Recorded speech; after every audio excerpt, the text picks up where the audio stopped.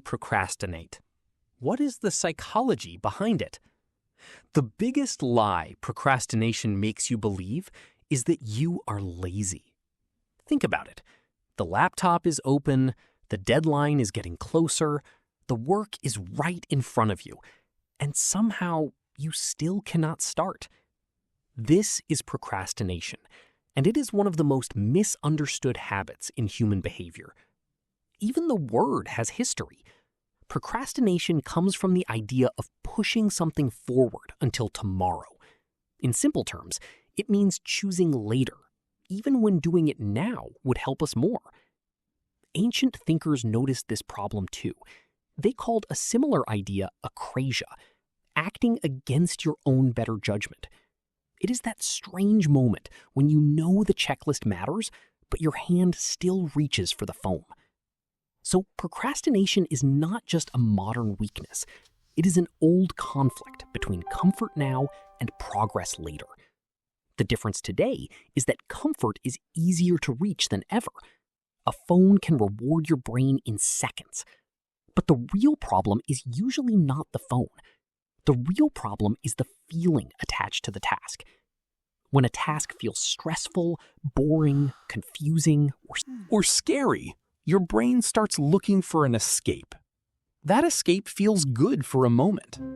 This is why procrastination can feel like relief. But the task does not disappear. It waits, and now guilt starts building on top of it. Psychologists often describe procrastination as an emotion regulation problem, not just a time management problem.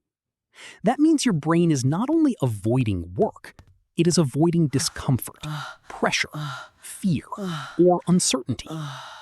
This is why just be disciplined does not always work. You have to understand the emotion underneath the delay. Imagine the task as a heavy box. If opening it feels painful, your brain wants to move away. So you choose something easier. Not because you do not care, but because your brain wants comfort now. The problem is that short-term relief often creates long-term stress. For a few minutes, relief goes up, but later, stress rises because the work is still unfinished. That is how procrastination becomes a loop. Delay, relief, guilt, more stress, then more delay. Behavioral economics explains another part of this through present bias. Present bias means your brain often values a small reward now more than a bigger reward later. That is why "I'll do it later" sounds reasonable. The future version of you feels far away. Another useful idea is temporal motivation theory.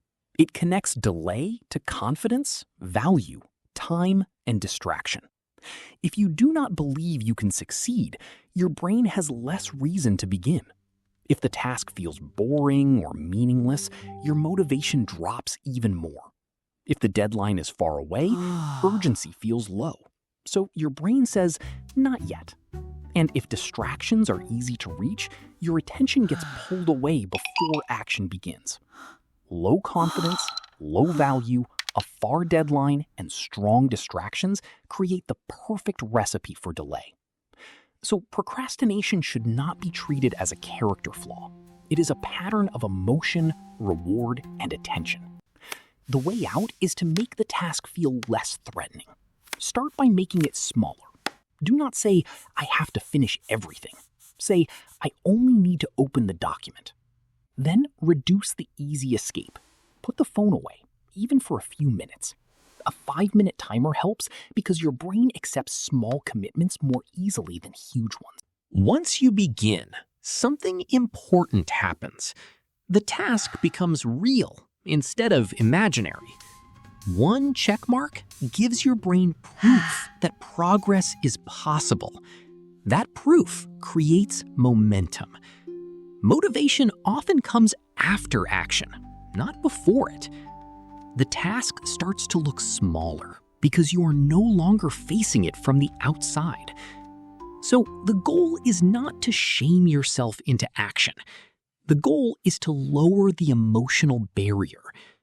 Procrastination is not just laziness. It is your brain choosing short-term relief, and one small action can break the cycle.